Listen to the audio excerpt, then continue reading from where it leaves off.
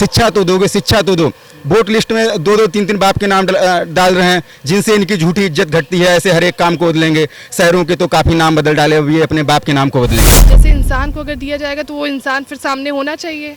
तो सबकी तो एक साथ ना मृत्यु हो सकती है, ना सबके बाप चेंज हो सकते हैं, ना सबका नाम चेंज हो सकता है। तो ये वोट चोरी का ये रियलिटी है कि मतलब अगर हम जिनको वोट देंगे उसमें कोई ना जात पात देखते हैं, ना कोई ऊपर नीचे देखते हैं, ना फाइनेंशियल देखते हैं, ना कमर्शियल देखते हैं। क्यों कुछ ना कुछ उसकी मानसिक स्थिति स्थिर नहीं रहती है। तो वही मुझे इनमें थोड़ा नज़र आता है कि मानसिक स्थिति स्थिर नहीं है, इसीलिए कुछ भी बयान दिए जा रहे हैं। इसमें लोग पैसा कमा रहे हैं, अंधाधुंध पैसा कमा रहे हैं, अलग अलग यूट्यूब चैनल से लोग पैसा कमा रहे हैं, वो बंद होना चाहिए। इस पर मैं कहूँगा कि जब मुझे लगता है प्रधानमंत्री जी काफ़ी भाषण देते हैं और काफ़ी हास्यास्पद भाषण भी रहते हैं उनके। भाइयों एवं बहनों, क्या हमें सीसीटीवी की फुटेज देनी चाहिए या नहीं देनी चाहिए? बहन बेटियों की इज्जत का सवाल है। पूरे देश में जो कैमरे लगे हुए हैं वो बहन बेटियों की इज्जत के लिए या उन्हें सुरक्षित रखने के लिए लगे हुए हैं। और मुझे लगता है राहुल गांधी जी ने जो कहा वो तो बिल्कुल सही कहा, लेकिन मुझे लगता है फिर भी विपक्ष का इसमें जो योगदान होना चाहिए था वो बहुत कमज़ोर रहा है। आज वर्तमान परिस्थिति की बात करें तो कई सारे ऐसे कानून हैं, कई सारे ऐसे नियम हैं जिनको लेकर के विपक्षी दलों के द्वारा लगातार आंदोलन किया जा रहा है। बात करें बिहार के चुनावों की तो वहां पे एसआईआर का मुद्दा राहुल गांधी और तेजस्वी यादव के द्वारा उठाया जा रहा है और वोट चोरी जैसे नारे दिए जा रहे हैं। आपको बताते चलें, अभी संसद में कल ही एक बिल आया था। उस बिल का मकसद ये था कि जो 30 दिन से अधिक मुख्यमंत्री, प्रधानमंत्री या मंत्री जेल में रहता है तो उसको अपना पद छोड़ना पड़ेगा। इसको लेकर के भी हंगामा हुआ। ये बिल अभी वर्तमान में जेपीसी के पास चला गया है, लेकिन इसको लेकर के अभी भी हंगामा जारी है। आज मैं मौजूद हूँ लखनऊ विश्वविद्यालय में। यहाँ पे कुछ छात्र हैं, छात्रों से जानने की कोशिश करेंगे कि जो ये मुद्दे हैं क्या वाकई में ये मुद्दे सही हैं या फिर इनकी राय कुछ अलग है। इनकी राय जानने की कोशिश करेंगे। लखनऊ विश्वविद्यालय के छात्र हैं, आपका क्या नाम है? मेरा नाम मानव रावत है जी। मानव जी, कई मुद्दे हैं आज हम बातचीत करेंगे। सबसे पहला मुद्दा है जैसे कि बिहार के चुनावों को देखते हुए या फिर एसआईआर का मुद्दा उठाया जा रहा है, जो विशेष इसको लेकर के चुनाव आयोग ने बैठक भी की। वोट चोरी का मुद्दा, आप मानते हैं कि वर्तमान समय में क्या वोट चोरी हो सकती है? बिल्कुल मानता हूँ। वर्तमान समय में या कोई भी समय हो, जो भी सरकार सत्ता में होती है तो उस सरकार के पास इतनी पावर होती है कि वो काफ़ी कुछ कर सकती है। उसमें से वोट चोरी भी एक चीज़ है। वो आज पहली बार नहीं है कि भारत में ऐसा हुआ है, एक बार और ऐसा हुआ था तब भी बहुत हंगामा मचा था, ये दूसरी बार है। राहुल गांधी को चुनाव आयोग ने कहा कि आप साबित करें हलफनामा के साथ और या फिर माफ़ी मांगे देश से। वो तो चैलेंज कर रहे हैं ज्ञानेश कुमार जी, वो चैलेंज कर रहे हैं कि ऐसा कुछ भी नहीं होता है। वो नाम पढ़ गए थे, वो पहले से भी पढ़ते चले आ रहे थे, आज भी पढ़ गए, इसमें कोई नई बात नहीं है। देखिए, कोई कुछ भी कहे, लेकिन चाहे वो राहुल गांधी हो या कोई भी सरकार, कोई भी जो है मंत्री हो, नेता हो, कोई भी हो, किसी का भी मत ये रहता है कि विपक्ष में होने के नाते उनका कुछ तो फ़र्ज़ बनता है कि वो कुछ करें, कुछ विरोध करें, कुछ गलत हो रहा है तो उसके खिलाफ आवाज़ उठाएं। और मुझे लगता है राहुल गांधी जी ने जो कहा वो तो बिल्कुल सही कहा, लेकिन मुझे लगता है फिर भी विपक्ष का इसमें जो योगदान होना चाहिए था वो बहुत कमज़ोर रहा है। क्योंकि जिस हिसाब से अगर वोट चोरी का आरोप लगाया जा रहा है उसमें कुछ तो सत्यता है, किसी भी कुछ प्रतिशत तो सत्यता होगी ही। अगर कुछ भी है तो विपक्ष का आंदोलन उस हिसाब से बहुत कमज़ोर है। और चूंकि छात्र हैं, हम लोग युवा हैं, हम यहाँ पे छात्र संगठन से जुड़े हुए हैं, तो ये एक छात्र होने के नाते मेरा ये मानना है कि इसका विरोध या इसके खिलाफ जो भी कार्रवाई होती है वो बहुत मजबूत तरीके से होनी चाहिए थी। अब तक सत्ता को उखाड़ फेंकना चाहिए था। जिस हिसाब से अभी बहुत कमज़ोर प्रदर्शन चल रहे हैं उससे कुछ नहीं होना। चलिए आपके पास आते हैं, रुकिएगा। क्या नाम है आपका? जी, मेरा नाम अमितेश पाल है, मैं राजनीति विज्ञान का छात्र हूँ। चलिए अमितेश जी, एक बात बताइए, जो वोट चोरी का मुद्दा उठाया जा रहा है, लगातार आवाज़ें उठ रही हैं, लेकिन भाजपा की तरफ से और चुनाव आयोग की तरफ से एक दलील दी जा रही है कि विपक्ष फेक नैरेटिव फैला रहा है। ऐसा कुछ भी नहीं। अगर फेक नैरेटिव फैला रहा है तो जो इलेक्ट्रॉनिक वोटर लिस्ट मांग रहे हैं वो दे देनी चाहिए। और इससे पहले राहुल गांधी को बेंगलोर की वहाँ कर्नाटक की एक सीट पे उसे काउंट करने में 6 महीने लग जाते हैं। उसके बाद वो उसे पूरा प्रूव करते हैं, बताते हैं और उसका वो डाटा लेके आते हैं। PDF फॉर्म में इन्हें नहीं दिया गया, इन्हें पूरा उस फॉर्म में दिया गया, फिजिकल फॉर्म में। और वहीं पर आके अनुराग ठाकुर एक प्रेस कॉन्फ्रेंस कर देते हैं और लगभग 7-8 सीटों का पूरा बता देते हैं ब्यौरा और कह देते हैं कि यहाँ चोरी हुई है। तो उन्हें इलेक्ट्रॉनिक डाटा दे दिया था, इन्हें नहीं दिया था। इसका मतलब कहीं ना कहीं चोर है। उसके बाद आप ज्ञानेश कुमार जी की एक प्रेस कॉन्फ्रेंस देखते हैं। इससे पहले जो राजीव जी थे वो शायरी करते थे, ये भी आके उसी शायराना अंदाज में कुछ ना कुछ बोलते हैं। और आप अगर एक निष्पक्ष शायरी करने से आपको क्या दिक्कत है? नहीं, शायरी कहने से मुझे कोई दिक्कत नहीं, आप शायरी करें, आपको भारतीय संविधान ने अधिकार दिया है, आप कुछ भी कर सकते हैं, लेकिन आपको जिस पद की गरिमा रखनी है उस पद पे रहते हुए आप किसी एक पार्टी के लिए बैटिंग ना करें।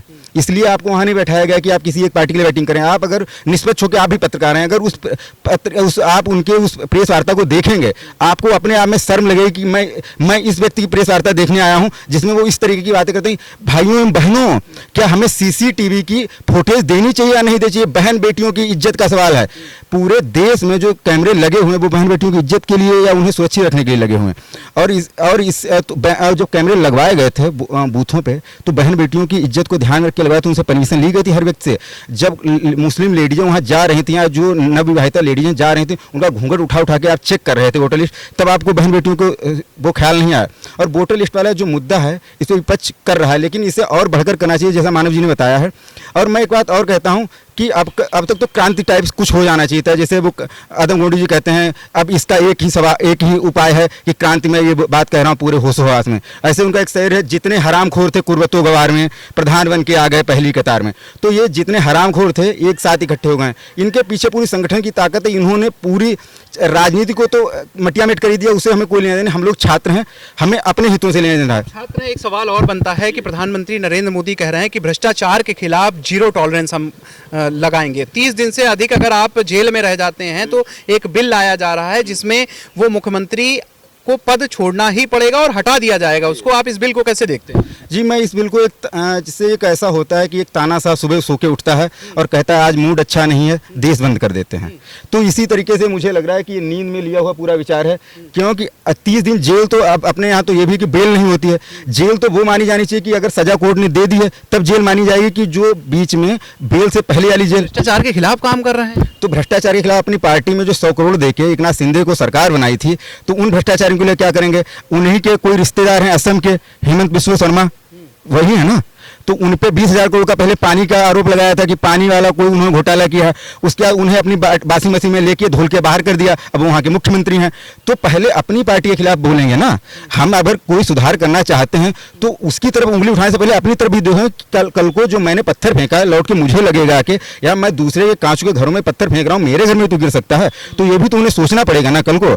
और आप छात्रों के हित में क्या एक काम बताइए उन्होंने छात्रों के हित में किया हो? पीठे तोड़ दी बिहार में, इलाहाबाद में हॉस्टल से निकाल के लड़के मारे गए, लखनऊ विश्वविद्यालय हम लोगों ने एक वो एसएससी चेयरमैन का पुतला फूंक दिया तो हम लोगों को पुलिस ने उठा के ले गए, ये मेरा पैर फूटा हुआ आज तक नहीं सही हुआ है। तो ये छात्रों के साथ किया जाता है। छात्र हैं, अपराधी नहीं है। हमें सिखाया जाता है कि बेटा आपको आर्टिकल 19 मिला हुआ है, आप विरोध करिए, भर से विरोध करिए। विरोध हम किस आधार पर करेंगे? हम जाते हैं, पुलिस उठा ले जाती है कि विरोध नहीं कर सकते। तो मुझे क्या अधिकार मिला है? मैं एज ए यहाँ का सिटीजन हूँ, मैं यहाँ पढ़ने आता हूँ विश्वविद्यालय, मुझे पढ़ाया सिखाया जाता है कि मैं अपने रोजगार के लिए तैयार हो सकूं। मैं अपने रोजगार के लिए कैसे तैयार होऊंगा? जब मुझे मैं सरकार से अपनी सवाल पूछ सकूंगा। जब सवाल ही नहीं पूछने दिया जाएगा, मैं तो ये पूछूंगा कि मुझे रोजगार क्यों नहीं दिया जा रहा है, उस हिसाब से वैकेंसी क्यों नहीं निकाली दी जा रही है। तुम तो 500 किलोमीटर सेंटर भेज देते हो। इसकी जो इकोनॉमिक मेरे ऊपर वो आ रही है, उसका जिम्मेदार कौन होगा? उसका पैसा कौन देगा? रुकिएगा, प्रधानमंत्री लाल किले से एक भाषण देते हैं, खून और पानी एक साथ नहीं बह सकता है। लेकिन वहीं अभी क्रिकेट हो रहा है, एशिया कप, भारतीय टीम खेलने जा रही। क्या खून और क्रिकेट एक साथ हो सकता है? क्या कहेंगे इस पर? सर मैं कहूँगा कि यह मुझे लगता है प्रधानमंत्री जी काफ़ी भाषण देते हैं और काफ़ी हास्यास्पद भाषण भी रहते हैं उनके। और मैं ये कहना चाहूँगा कि प्रधानमंत्री होने के नाते अगर उनको भाषण देना ही है और खून और पानी एक होना है कि नहीं होना है, मुझे लगता है सबसे पहले तो क्या लगता है पाकिस्तान के साथ जो क्रिकेट सीरीज होनी चाहिए, एक युवा के नाते, एक छात्र के नाते, एक युवा के नाते, एक छात्र के नाते, मुझे लगता है सारे छात्रों के पास रोजगार का अवसर होना चाहिए। मुझे लगता है सारे छात्रों के पास पढ़ने के लिए स्कूल होना चाहिए।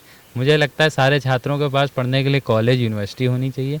मुझे लगता है कि पूरे देश भर में जो कोचिंग और स्कूल के नाम पर धंधे चल रहे हैं, जिसमें लोग पैसा कमा रहे हैं, अंधाधुंध पैसा कमा रहे हैं, अलग अलग यूट्यूब चैनल से लोग पैसा कमा रहे हैं, वो बंद होना चाहिए। और सभी बच्चों को एक ऐसा बेस मिलना चाहिए जिस पर सभी समान शिक्षा और बराबर शिक्षा प्राप्त कर सकें और एक अच्छा रोज़गार प्राप्त करने में सफल हो सकें। ये मेरा मानना है। और इसी पर मुझे लगता है प्रधानमंत्री को या कोई भी नेता हैं उनको फोकस करना चाहिए। जैसा कि मैं देख रहा हूँ आज की तारीख में कोई भी पार्टी जो है वो इन मसलों पर फोकस नहीं करती।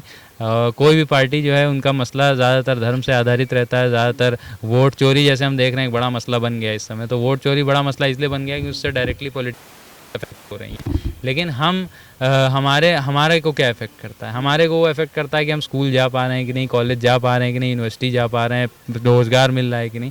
पाकिस्तान से क्रिकेट मैच हो, पाकिस्तान के ऊपर ऑपरेशन सिंदूर हो, हमें क्या फ़र्क पड़ना है? हमें फ़र्क तभी पड़ेगा जब हमारे पास शिक्षा होगी, रोज़गार होगा, स्वास्थ्य होगा, सड़क होगी। तो मेरा लेकिन बात अगर की जाती है कि जैसे आतंकवादी भेजता है पाकिस्तान, वहां से आतंकवादी आते हैं, हम उनके साथ सारे संबंध तोड़ दे रहे हैं, लेकिन क्रिकेट क्यों नहीं बंद हो रहा? हाँ, तो यही मानसिकता है ना। क्रिकेट इसलिए नहीं बंद हो रहा कि उसमें पैसा कमाया जाता है, तो इनकी मानसिकता यही है। पैसा या देश?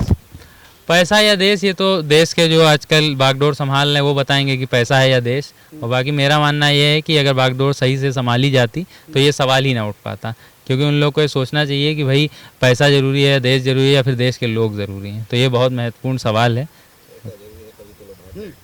आप कह रहे हैं पैसा जरूरी है या देश। अब जो कई लोग मोदी भाग गए हैं, माल्या भाग गए हैं, तो उन्हें पैसे ही जरूरी था, इसीलिए तो छोड़ के भाग गए हैं ना। तो वही मैं बता रहा हूँ कि एक जननायक को दुनिया में एकदम क्या चाहिए, 4-6 चमचे रहे, माइक रहे, माला रहे। वही मोदी जी का हाल है कि कहीं लाल किले जाके कुछ भी बोल देते हैं, कहते हैं आरएसएस बहुत बड़ा एनजीओ है। ऐसे कुछ भी, जैसे इनके जो बयान हैं, तो मुझे लग रहा है 60 साल के बाद किसी भी व्यक्ति को काहे रिटायर किया जाता है, कोई रीजन होगा ना। मोदी जी तो कहते हैं जीरो टॉलरेंस पे हम बात करेंगे। और तो वही मैं आपको एक बात बता रहा हूँ ना कि कोई व्यक्ति 60 साल में क्यों रिटायर होता है, क्यों कुछ ना कुछ उसकी मानसिक स्थिति स्थिर नहीं रहती है। तो वही मुझे इनमें थोड़ा नज़र आता है कि मानसिक स्थिति स्थिर नहीं है, इसीलिए कुछ भी बयान दिए जा रहे हैं। इतनी चाटुकारिता नहीं करनी चाहिए। जगदीप धनखड़ जी संसद में बैठ के राइट साइड से केवल बजते थे। राइट साइड से बजने का मतलब आप समझ रहे होंगे कि केवल आरएसएस की तरफ से बजते थे। जो वहाँ की सीट पे बैठ के और आरएसएस की बड़ाई संसद में करे, और एक व्यक्ति संसद के बाहर लाल किला की प्राचीर से वही बड़ाई कर रहा है, तो देश कहीं ना कहीं खतरनाक हाथों में है और इससे बदलने की ज़रूरत है और इसे बदला जाएगा। चलिए आते हैं, आपके पास और भी लोग हैं। क्या नाम है आपका? अलीसा जी, सवाल वही है, आप छात्र हैं, क्या पढ़ाई कर रहे हैं? लॉ कर रहे हैं, लॉ की पढ़ाई कर रहे हैं, लास्ट ईयर है। लॉ के छात्र होने के नाते अभी एक 130वां संविधान संशोधन अधिनियम बिल लाई है सरकार, और उसको जो है जेपीसी में भेजा गया। उसके माध्यम से बोला जा रहा है कि जो लोग भी 30 दिन से अधिक मुख्यमंत्री रहते हुए, प्रधानमंत्री रहते हुए या फिर मंत्री रहते हुए जेल में रहते हैं, तो उनको अपना पद त्याग करना पड़ेगा। कैसे देखते हैं इस बिल को? इसको हम कुछ नहीं, जैसे मतलब हर एक सरकार, जो जितने लोग उनको वोट देते हैं, सरकार को वोट देते हैं, तो वो एक अपनी उम्मीद के हिसाब से देते हैं कि उनकी रक्षा वो लोग कर सकें। और जैसे मतलब एक तरफ से उनके वोट में भी उनका हित एक छुपा रहता है कि मतलब अगर हम जिनको वोट देंगे उसमें कोई ना जात पात देखते हैं, ना कोई ऊपर नीचे देखते हैं, ना फाइनेंशियल देखते हैं, ना कमर्शियल देखते हैं। तो वो अपने हिसाब से व्यूज़ देते हैं कि उनकी रक्षा कर सके या फिर उनको जागरूक करा सके। और बाकी अगर उनकी जिम्मेदारी अगर सरकार नहीं ले रही है और अगर उनका कोई उनके अगेंस्ट कुछ कर रही है, तो फिर उनको दिक्कत तो होगी। अब जैसे बीच में कितने केसेस आ चुके हैं, कितनी, जैसे उधर एक स्कूल मर्ज वाला, शायद सरकारी स्कूल वाला चला था, 27,000, उसमें भी हमने बोला था, और 27,000 स्कूल मर्ज हुए थे। और देन इसके बाद भी ये जो लड़कियों वाले केसेस आए हैं, जो अनसेफ वाले केसेस, मनीषा और बहुत सारे केसेस हुए हैं इस समय। और फिर अभी ये इलेक्शन को जो अभी रिसेंटली चल रहा है, SIR वगैरह चल रही है, जिसमें राहुल गांधी अपना वोट कर रहे हैं, तो इसमें भी हम यही कहना चाह रहे हैं कि अगर हमारा जो भी, तो क्या मानती हैं कि वोट चोरी हुई है? आप क्या मानती हैं वोट चोरी हुई है? वोट चोरी, देखिए एक इंसान तो गलत नहीं हो सकता, बहुत सारे इंसान उसी में ही, क्योंकि उनकी वोट डाली गई है। अब राहुल गांधी ने तो पूरा लास्ट में पूरा सब कॉन्स्टिट्यूशन खोल के ही रख दिया है, केस डायरी खोल के रख दी उनकी, क्योंकि इस 68,000 वोट, उसमें भी एक इंसान भी उसमें 68,000 वोट, उसमें एक इंसान भी उसमें जीवित वाला नहीं है। मतलब किसी के पापा का नाम अलग है, किसी की अपना नाम अलग लिखवाए हैं, तो उसमें कोई मतलब इसेंशियल, मतलब कोई रियल, उसमें कोई फेक ही सारे वोटर्स पड़े हैं। और ये साफ साफ वोट चोरी का ही इशारा कर रहा है, क्योंकि वोट मतलब अगर जैसे इंसान को अगर दिया जाएगा तो वो इंसान फिर सामने होना चाहिए। तो सबकी तो एक साथ ना मृत्यु हो सकती है, ना सबके बाप चेंज हो सकते हैं, ना सबका नाम चेंज हो सकता है। तो ये वोट चोरी का ये रियलिटी है, इसीलिए SIR भी अभी की गई है। और अभी SIR तो अमित शाह भी एक बैठक में थे, अब बातचीत कर रहे थे, वो कह रहे हैं कि 1978 में भी हुआ, 2011 में भी हुआ, और कांग्रेस शासन में हुआ। तो जब कांग्रेस शासन में हुआ तो वो सही था, लेकिन जब हम लोग करा रहे हैं तो गलत कैसे हो गया? गलत कैसे, क्योंकि सामने तो आ गया है ना, ये जो वोट चोरी हुई है तो सामने तो ये आ गया है, तो उसी की वजह से ये तो गलत हुआ है। 68 जब इतने वोट अगर जब चोरी हो गए हैं तो कॉन्स्टिट्यूशन, अब राहुल गांधी ने अभी रिसेंटली क्या कहा है, जो वोट चोरी हुए हैं तो पूरी कॉन्स्टिट्यूशन उनके सामने खोली है, कॉन्स्टिट्यूशन खोली है, केस डायरी खोली है, और जितने भी वोटर्स फेक हुए हैं तो मतलब जैसे मतलब किसी का नाम वाम सब रॉन्ग हुआ है, रॉन्गफुल तरीके से पूरा प्रेजेंट किया गया है, तो वो भी पूरा उन्हीं के सामने ही वो हुआ है, इसीलिए ही वोट चोरी का वो किया गया है। अब एक चल रहा है और धीरे धीरे ये बिल्कुल सही हो जाएगा, क्योंकि वोट एक तरफ से ईवीएम वगैरह बहुत गलत है इन सब में। वोट आपको बिल्कुल रियलिटी में देना चाहिए, अगर वोट की अगर आप उम्मीद सही इंसानों से कर रहे हैं तब ठीक है। कि वही जो मेरा पहला सवाल था कि जो मुख्यमंत्री रहते हुए या फिर 30 दिन से अधिक जेल में रहते हैं, उसको लेकर के सरकार एक बिल ला रही है, बिल को कैसे देखती है, बिल सही है या गलत? बिल सही है, अगर वो सरकार अगर सही से देखेगी तो बिल, क्योंकि सरकार, हम सरकार से उम्मीद देखो, विपक्ष कह रहा है कि उसको जो है विपक्षी मुख्यमंत्रियों को हटाने की एक साजिश है। साजिश की बात नहीं है, साजिश इसलिए है क्योंकि वो उनके अगेंस्ट ही बोल रहे हैं, क्योंकि सरकार जैसे है तो उनके अगेंस्ट अगर कुछ लोग बोल रहे हैं तो वो उन्होंने किया है, क्योंकि कुछ लोग, सब लोग तो गलत नहीं होंगे, एक इंसान गलत नहीं होगा, अगर उनके अगेंस्ट बोला जा रहा है तो उनकी गलती है उसमें, क्योंकि अगर सब लोग बोल रहे हैं कि अगर आप उनके अगेंस्ट बोल रहे हैं या सरकार ये नहीं कर रही है, सरकार से बहुत लोग उम्मीद करते हैं कि मतलब अगर कोई जनता वोट देती है तो उनसे बहुत उम्मीद करती है कि हाँ वो ना जात देखें, ना ये देखें, ना कुछ देखें, ऊपर नीचे भी ना देखें, अपना उनकी हेल्प करें और उनका सब कुछ विरोध हो रहा है, कई सारे लोग विरोध कर रहे हैं। एशिया कप में भारतीय टीम खेलने जा रही, प्रधानमंत्री जी ने 15 अगस्त को एक भाषण दिया था कि हम खून और पानी एक साथ नहीं बहने देंगे, है ना, सुना है ना आपने, और एशिया कप में भारतीय क्रिकेट टीम जा रही है, तो विरोध भारत के लोग कर रहे हैं कि क्या जो आतंकवादी हमारे देश में आ करके हमारी जो माताएं हैं, बहनें हैं, उनके सिंदूर को छीनने का काम कर सकते हैं, क्या भारतीय क्रिकेट टीम को वहां जाना चाहिए? जो आतंकवादी भेजता देश, उनके साथ क्या हमें दोस्ताना संबंध या क्रिकेट के संबंध रखने चाहिए? हमें दोस्ताना संबंध रखने की ज़रूरत नहीं, हमको तो अपने भारत के बारे में सोचना चाहिए ना, उनके स्टेटस के बारे में सोचना चाहिए। अगर हम कोई गेम खेल रहे हैं या फिर अलग स्टेट में जा रहे हैं तो वो अपना प्रभाव, क्रिकेट खेलना चाहिए उनके साथ। क्रिकेट खेलने की बात नहीं है, कोई गेम खेलने की बात है, जैसे मतलब अगर एशिया के जा रहे हैं तो वो अपने देश के लिए जा रहे हैं, कोई हमको उनसे कोई ज़्यादा वो नहीं करना है, हमको अपने देश की वहाँ पे इमेज बनानी है, हमको कोई ये नहीं करना है कि उनसे कोई माल मिलव करना है या फिर हाथ बढ़ाना है, उनसे कोई मिलने की ज़रूरत नहीं है। तो हमें अपना देना है, चाहे वो जितने अगेंस्ट के बीच में हम खड़े हों या जितने अगेंस्ट से बात कर रहे हो, तो उससे कोई लेना देना नहीं है। चलिए आते हैं आपके पास, रुकिएगा। मानव जी, सवाल वही है कि आप छात्रों के मुद्दे की बात करते हैं, यूनिवर्सिटी में पढ़ रहे हैं, आपको क्या लगता है छात्र संघ बहाली एक बहुत बड़ा मुद्दा है, छात्र संघ बहाल नहीं हो रहे हैं, छात्र संघ के चुनाव नहीं करवा रही है सरकार, कैसे देखते हैं इसको आप? इसको देखता हूँ, एक तो छात्र संघ बहाली होना या ना होना जो है वो बहुत सब्जेक्टिव हो जाता है, इसको देखते हुए कि एजुकेशन सिस्टम पूरा बहुत बेकार हो रखा है, तो एजुकेशन सिस्टम पूरा ध्वस्त होता जा रहा है, कोई पेपर लीक, कोई पेपर कैंसिल, कोई भी तरह का कोई पेपर बचता नहीं है, तो यहाँ पे पढ़ाई कर रहे हैं बच्चे, कोई फ्यूचर अंधकार में है, और ऊपर से छात्र संघ बहाली होती है तो शायद मुझे लगता है उसमें कुछ बच्चों को एक वो नज़र आता है कि यार हो सकता है इसी में कुछ करियर बन जाए, तो कहने का मतलब कि वो, मतलब आप मानते हैं कि छात्र संघ चुनाव होने चाहिए या नहीं होने चाहिए? मैं वही बोला ना कि उसका एक आंसर नहीं है, यस या नो में आंसर नहीं हो सकता, क्योंकि शिक्षा बहाली हो जाता तो शायद कुछ होता है, लेकिन शिक्षा बहाली होने से भी जब तक कि ये जो पॉलिटिकल पार्टियां हैं, जब तक कि छात्र संगठन इनके हाथ की कठपुतली बने हुए हैं, तब तक छात्र संघ बहाली का कोई मतलब नहीं है। अगर इनके हाथ से कठपुतली हटती और इंडिपेंडेंट छात्र संगठन होते जो कि इंडिपेंडेंटली काम करते तो मुझे लगता है कोई मतलब बनता, वरना जिस हिसाब से दिल्ली यूनिवर्सिटी में चुनाव होता है, करोड़ों रुपया खर्च होता है, और फिर वही एक व्यक्ति जो मर्सिडीज से चलता है उसको छात्र संघ का अध्यक्ष बना दिया जाता है, ऐसे चुनावों का मैं कोई मतलब नहीं समझता हूँ, ऐसे चुनाव नहीं होना चाहिए। आपके पास आते हैं, सवाल आपसे अमितेश जी वही कि जैसे कि अभी आपने बात करी, तो क्या लगता है कि क्या राजनीतिक दलों का दखल बढ़ गया है छात्र संघ के चुनाव में, ये भी एक बहुत बड़ा कारण रहा है?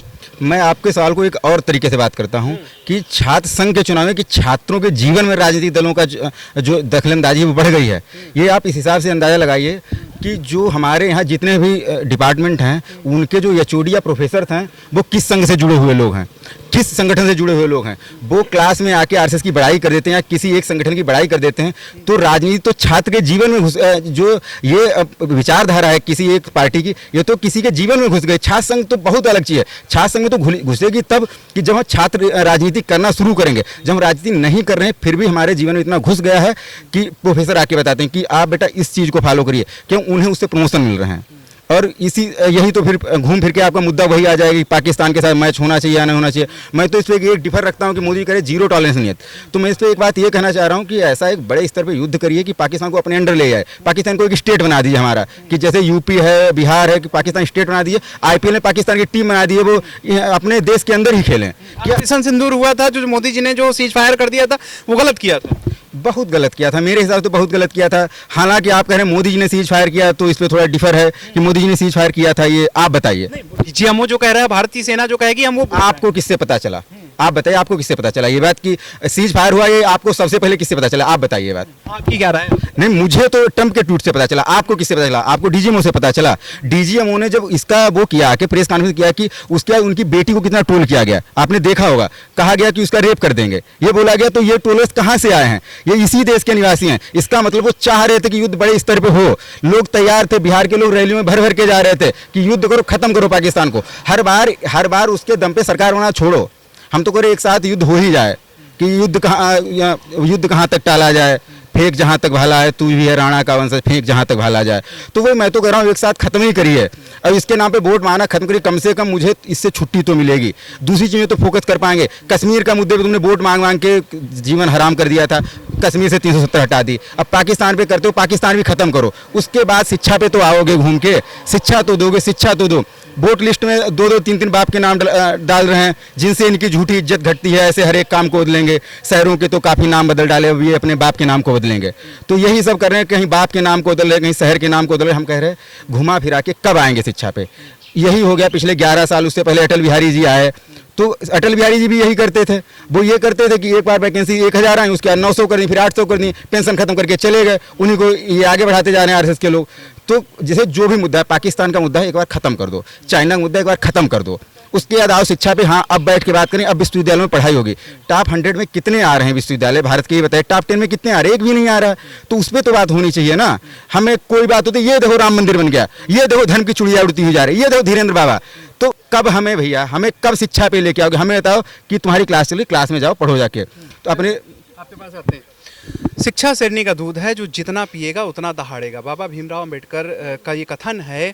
और अभी भाई साहब भी शिक्षा की बात कर रहे थे। आपको क्या लगता है कि विश्वविद्यालयों में जो शिक्षा का ग्राफ गिरा है, या फिर JNU जैसे जो है शिक्षित संस्थान नहीं है, क्या कारण आप? ये अभी रिसेंटली हुआ तो है, 27,000 स्कूल मर्ज हुए हैं, तो इसमें हम लोग शिक्षा से अवैहति ही तो कर रहे हैं। इसमें हम लोग सब वंचित हैं, इसलिए क्योंकि अगर 27,000 स्कूल बंद हैं तो फिर और लोग तो पढ़ नहीं पाएंगे, और किसी तरीके से जो अनएजुकेटेड लोग हैं वो भी किसी तरीके से वो हैं।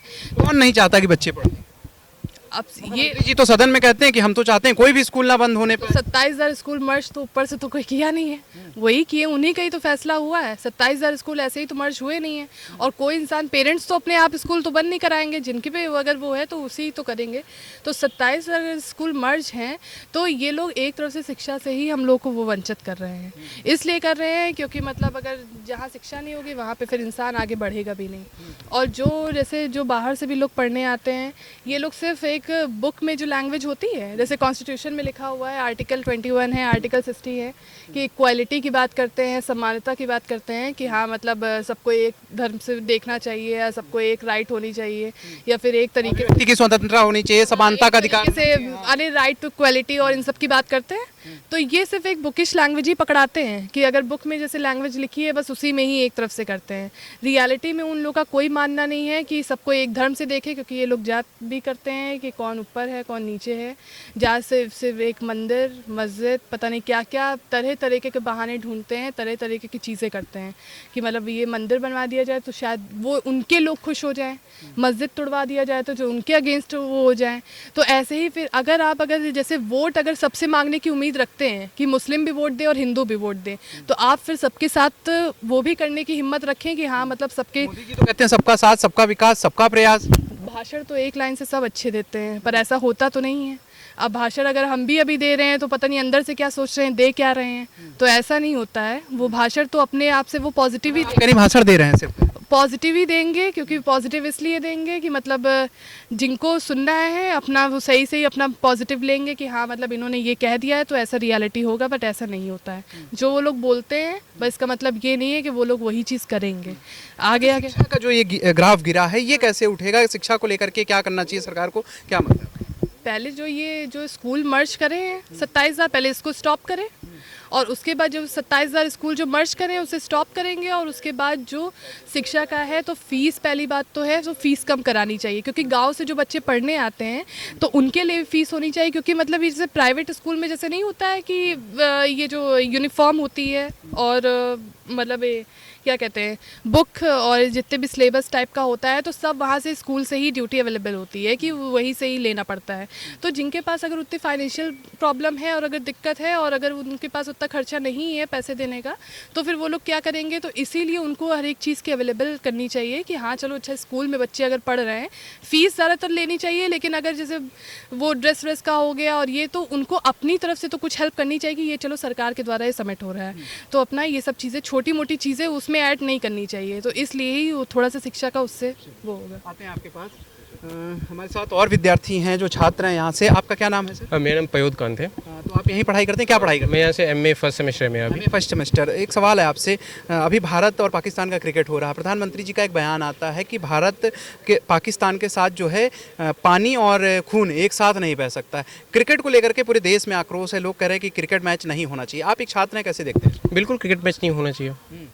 अगर कोई देश टेररिज्म को प्रमोट कर रहा है, जैसे हम देख रहे हैं पाकिस्तान जो है टेररिज्म को प्रमोट कर रहा है और आतंकवादी घटनाएं हो रही हैं देश में, तो बिल्कुल आप क्रिकेट भी मत खेलिए, किसी भी टाइप का रिलेशन रखना चाहिए पाकिस्तान से। बिल्कुल आप कट ऑफ हो जाइए, ना क्रिकेट मैच ना कोई भी गेम, कुछ भी नहीं, उन्हें बिल्कुल आउट। तो क्या मोदी जी को ये चीज़ नहीं दिख रही है, भारत और क्रिकेट, खून और क्रिकेट एक साथ हो सकता है? देखिए नहीं ले रहे हैं डिसीजन।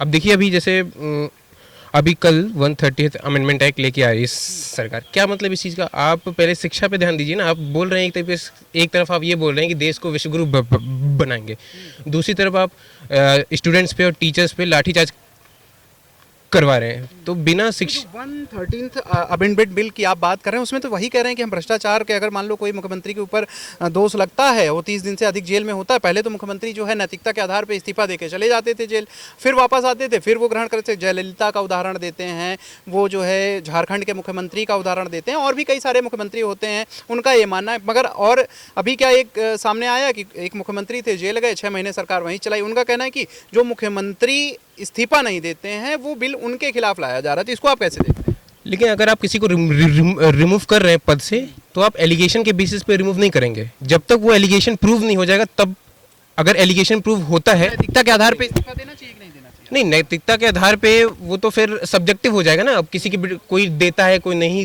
देता है। अब किसी जैसे कि सत्येंद्र जैन थे, सत्येंद्र जैन पे 1.5 साल तक जो उन पे एलिगेशन लगा रहा, उसके चलते वो पद से बाहर रहे, और 1.5 साल बाद सुप्रीम कोर्ट ने खुद कहा कि इन पे कोई एलिगेशन लगा ही नहीं था। बताइए फिर, तो ये तो फिर सब्जेक्टिव हो गया। तो इस सरकार को इस चीज़ पे ध्यान देना चाहिए कि आप शिक्षा पे ध्यान दीजिए, बेसिक चीज़ों पे फोकस करिए ना। हाँ, तो एजुकेशन पे फोकस करिए। एजुकेशन पे फोकस करिए। आप विश्वगुरु बनाएंगे कैसे? शिक्षा बच्चों पे, और नई शिक्षा नीति ले आए हैं, उसमें जो है शिक्षा नीति देख लीजिए हालत क्या है, कुछ भी नहीं। नई शिक्षा नीति एक बहुत बड़ा ड्रॉबैक है गवर्नमेंट का। अवेयरनेस है नहीं। डिपार्टमेंट में आप जाइए, को करिकुलर कोर्सेज और जो इंटर डिपार्टमेंटल कोर्सेज हैं, किसी वहाँ पे जो डिपार्टमेंट ऑफिस में जो कर्मचारी बैठे उसको तक नहीं पता है कि कैसे बच्चों को ऑप्ट करना है, कैसे उसका नेम मेंशन करना है। और टीचर्स को अब नई शिक्षा नीति ले आए, लेकिन उसके खिलाफ कोई भी जानकारी नहीं है, कोई टीचर्स में भी नहीं है, तो स्टूडेंट्स में कहाँ से होगा? आपने कहा था कि हम इससे प्रैक्टिकलिटी लेके आएंगे एजुकेशन में, कहीं प्रैक्टिकलिटी नहीं है। वो भी एज ए पेपर ही पढ़ाया जा रहा है। जैसे हम लोग पेपर्स पढ़ते हैं अदर्स, उसको भी ऐसा है कि पेपर पढ़ाया जा रहा है, कोई भी उसमें प्रैक्टिकलिटी नहीं है। बच्चों को भी अवेयरनेस नहीं है। तो पहले अवेयरनेस क्रिएट करना चाहिए ना, पॉलिसी एनवायरनमेंट क्रिएट करना चाहिए, तब आप कोई पॉलिसी लेके आओ। बिना पॉलिसी एनवायरनमेंट क्रिएट किए आप पॉलिसी लेके आ रहे हो, तो कैसे पॉलिसी कोई सक्सेस होगी? तो ये बहुत बड़ा, जैसे डिमोनेटाइजेशन के टाइम पे था यही, बिना कुछ प्लानिंग के आप डिसीजन ले रहे हो, तो कैसे उसका इफेक्ट देखने को मिलेगा? कश्मीर में जो है उससे जो है गुम्मे नहीं बरस रहे हैं, आतंकवाद खत्म हो गया है, वहाँ के युवा जो है नौकरी की तरफ। आतंकवाद कहाँ खत्म हुआ? अभी देखिए पहलगाम में क्या हुआ, इतना बड़ा इंटेलिजेंस फेलियर रहा। गवर्नमेंट क्या कर रही है इस समय पे? अगर आप कह रहे हो कि 56 इंच का सीना, कहाँ गया 56 इंच का सीना? सब तो आके हमले कर रहे हैं देश में। अब और इंटरनेशनल लेवल पे भी आपका फेलियर, आप डिफेंस नहीं कर पा रहे हो। जितने भी आपके नेबरिंग कंट्रीज हैं, सब आपके अगेंस्ट जा रहे हैं। तो सॉफ्ट पावर की मोदी जी बात करते हैं, कहाँ सॉफ्ट पावर है? सब तो कंट्रीज आपके अगेंस्ट जा रही हैं। आपके पड़ोस में हर कोई भी आपका साथ नहीं दे रहा है। तो इस पर सरकार को ध्यान देना चाहिए ना। सिर्फ कह देना कि हाँ चल रहे हैं, देश आगे बढ़ रहा है, कुछ नहीं। कहाँ आप 5 ट्रिलियन इकोनॉमी बन गए, कहाँ 5 ट्रिलियन? अभी भी पॉवर्टी, अनएम्प्लॉयमेंट कंडीशन देखिए वही है। 5 ट्रिलियन इकोनॉमी का रियल बेनिफिट तो तब होगा ना जब यहाँ पे अनएम्प्लॉयमेंट, हंगर, पॉवर्टी इंप्रूव हुई। कुछ नहीं, आज भी कंडीशन ग्राउंड लेवल पे वही है। हंगर इंडेक्स देख लीजिए, पॉवर्टी इंडेक्स, करप्शन इंडेक्स, सब तो वही है। तो कहाँ 5 ट्रिलियन इकोनॉमी का बेनिफिट हो रहा है? तो सरकार को प्रैक्टिकलिटी पे फोकस करना चाहिए, सिर्फ ये फेक प्रोपेगेंडा और एजेंडा चलाने पे फोकस नहीं करना चाहिए। बहुत बहुत धन्यवाद। तो ये आप खबर देख रहे थे, हमारे साथ लखनऊ विश्वविद्यालय के छात्र थे, सबकी अपनी अपनी राय है। हमने चाहे क्रिकेट मैच को लेकर के हो वो सवाल पूछे, या फिर 130 संविधान संशोधन जो अधिनियम लाया गया है उस पर भी सवाल पूछे। इनका मानना यही है कि सरकार अगर कोई भी कदम उठाती है तो उसका जो मेन मोटिव होना चाहिए, वो मेन मोटिव यही होना चाहिए कि जनता को उससे फ़ायदा हो। छात्र थे तो इनका मानना था कि छात्रों के भी हितों का ध्यान रखे। नई शिक्षा नीति को लेकर के भी छात्रों ने बात की। इनका मानना है कि नई शिक्षा नीति जो लाई गई है वो पूरी तरीके से फेल हो चुकी है। आपकी क्या राय है कमेंट करके ज़रूर बताएं। वीडियो जर्नलिस्ट सनी के साथ मैं आलोक, #भारत न्यूज़ लखनऊ।